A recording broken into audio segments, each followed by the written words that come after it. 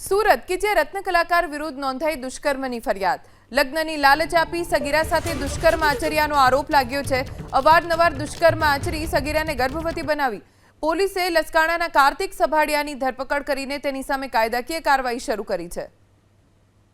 રત્ન કલાકાર કાર્તિક સભાડિયા જેણે સગીરા ઉપર દુષ્કર્મ આચર્યાનો આરોપ લાગ્યો છે। અવારનવાર સગીરા ઉપર લગ્નની લાલચ આપી દુષ્કર્મ આચર્યું અને તેને ગર્ભવતી બનાવી। પોલીસે કાર્તિક સભાડિયા નામના રત્ન કલાકારની ધરપકડ કરીને તેની સામે કાયદાકીય કાર્યવાહી શરૂ કરી છે। સુરત કે જે રત્ન કલાકાર વિરુદ્ધ નોંધાઈ દુષ્કર્મની ફરિયાદ। લગ્નની લાલચ આપી સગીરા સાથે દુષ્કર્મ આચર્યાનો આરોપ લાગ્યો છે। અવારનવાર દુષ્કર્મ આચરી સગીરાને ગર્ભવતી બનાવી। પોલીસે લસકાણાના કાર્તિક સભાડિયાની ધરપકડ કરીને તેની સામે કાયદાકીય કાર્યવાહી શરૂ કરી છે। રત્ન કલાકાર કાર્તિક સભાડિયા જેણે સગીરા ઉપર દુષ્કર્મ આચર્યાનો આરોપ લાગ્યો છે। અવારનવાર સગીરા ઉપર લગ્નની લાલચ આપી દુષ્કર્મ આચર્યું અને તેને ગર્ભવતી બનાવી।